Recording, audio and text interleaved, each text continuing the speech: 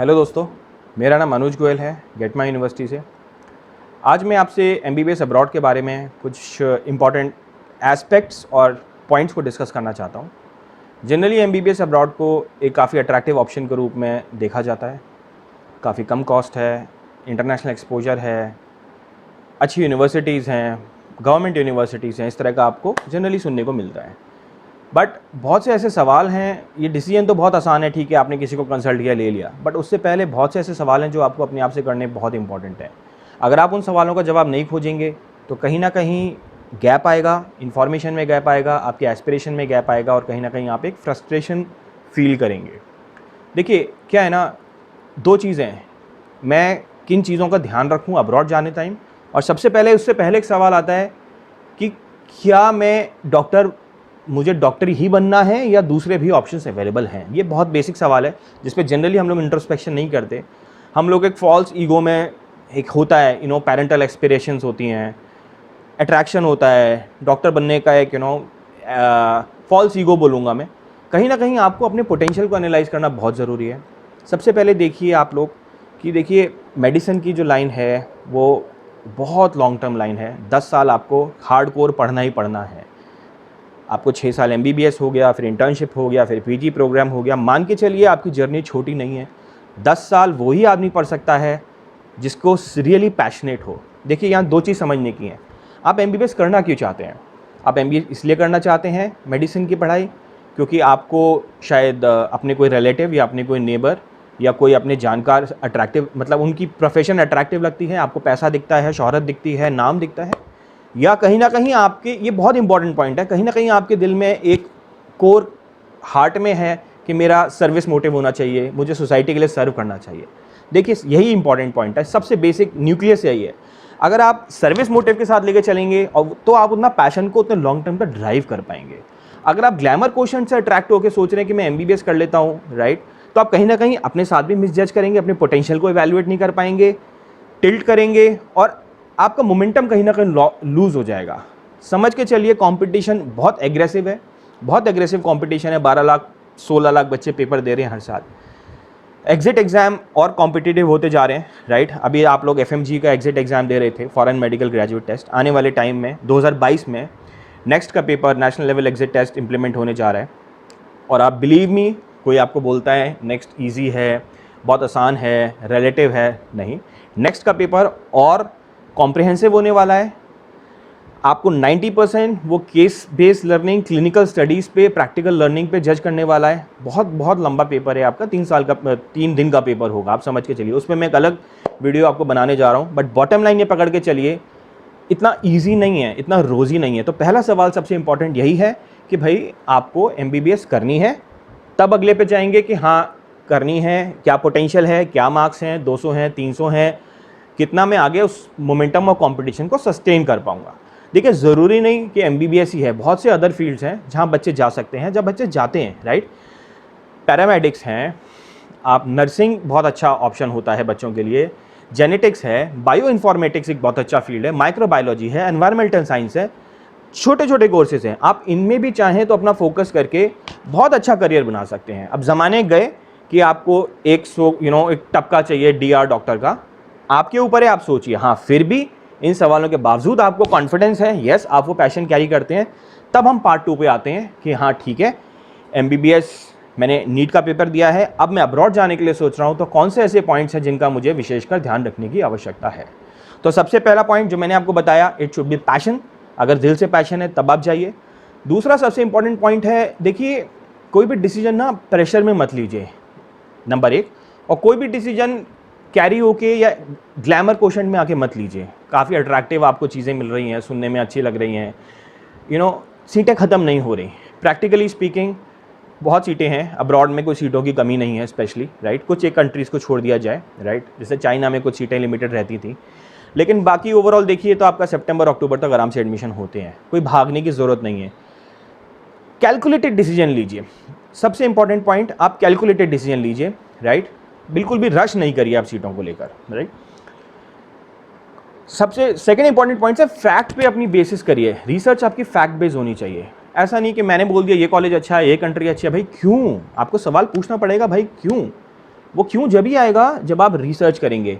मैंने एक और वीडियो बनाई है जिसमें मैंने आपको बताया है कि 2012 से लेकर 2018 का FMGE का जो रिज़ल्ट है उसका हमने बहुत डिटेल एनालिसिस किया है, डिस्क्रिप्शन बॉक्स में मैं उसको दूंगा आपको।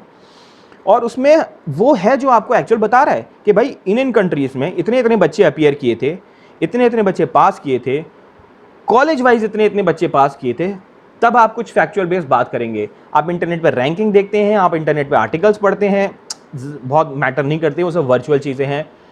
आप समझ रहे हैं रैंकिंग की कोई वैल्यू नहीं होती है, कोई क्रेडिबल सोर्स नहीं है, राइट।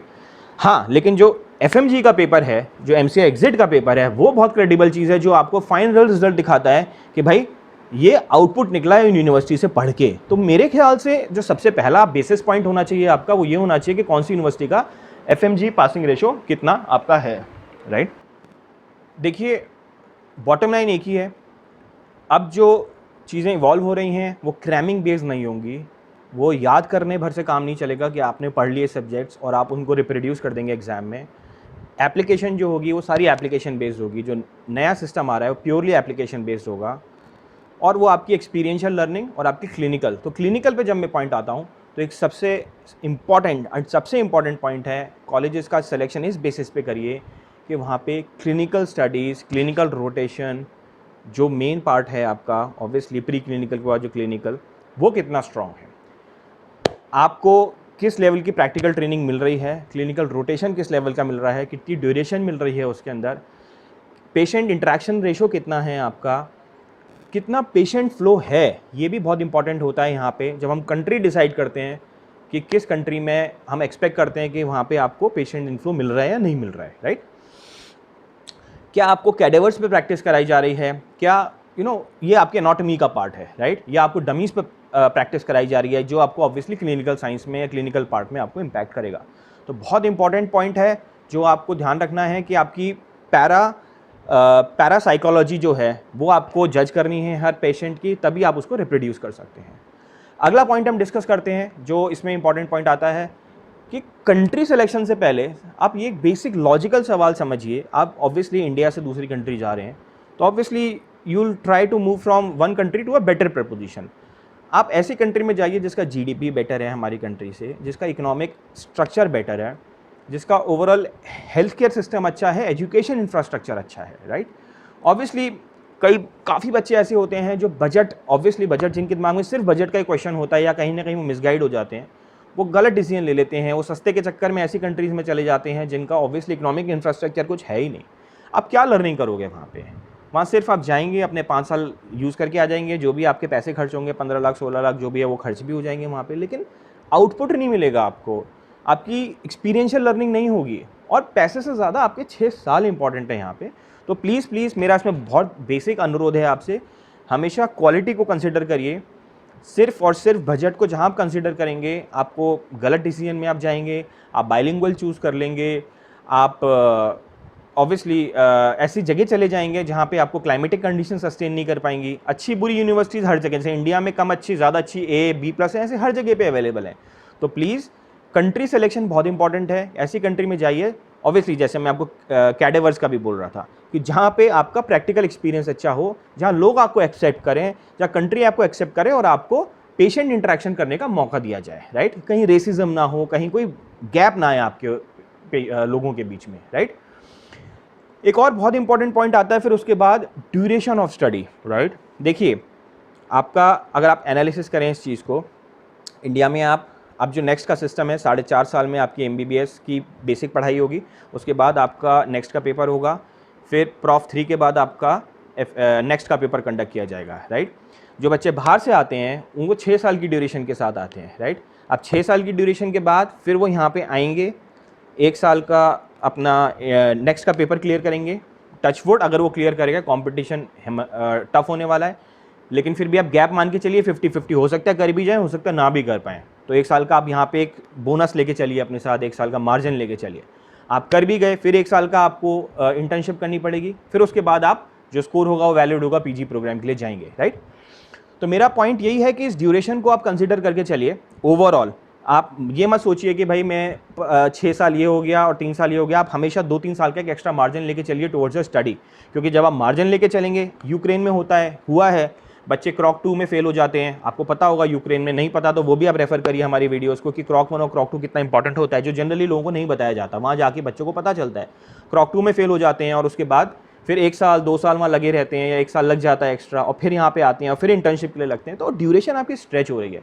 तो पॉइंट यही है कि जिस भी कंट्री को आप चूज़ करें, ड्यूरेशन को माइंड में लेके चलें कि भाई वो मेरा 8 साल का, और ड्यूरेशन मतलब पूरा पीजी प्रोग्राम को कंसिडर करके चलें, सिर्फ एमबीबीएस नहीं, पीजी को भी, that is the complete part of your studies, right.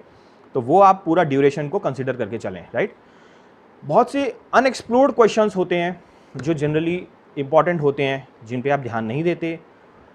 देखिए, रोज़ी पिक्चर तो दिख रही है आपको, दिखाई जा रही है, अनएक्सप्लोर्ड क्वेश्चन को तलाशिए। जैसे मैंने बताया, हर कंट्री के साथ कुछ ऐसे अनएक्सप्लोर्ड क्वेश्चंस हैं, उनको समझना बहुत इंपॉर्टेंट है। क्वेश्चन, वो कंट्री अच्छी है बुरी नहीं है, लेकिन उनका लॉजिकल आंसर तलाशना बहुत इंपॉर्टेंट है। यूक्रेन में भाई क्रॉक के बारे में आप जानिए, अगर बच्चे जा रहे हैं, 90% बच्चों को नहीं पता होता, वहाँ जाके पता चलता है। फिलीपींस आप जा रहे हैं, एनमैट के बारे में जानिए, और ये अच्छी चीज़ें हैं वहाँ पे, राइट, समझना बहुत इंपॉर्टेंट है। आप बांग्लादेश जा रहे हैं, जानिए कि 1 साल के गैप के बाद वहाँ एडमिशन नहीं मिलता, आपके एग्ज़ाम, नीट एग्ज़ाम के बाद और एग्ज़ाम लेने से, एंट्रेंस लेने से पहले 1 साल का गैप होना चाहिए, राइट। चाइना जा रहे हैं तो वहाँ की कंडीशंस को जानिए कि वहाँ आपको बच्चों को क्या क्या प्रॉब्लम्स आती हैं।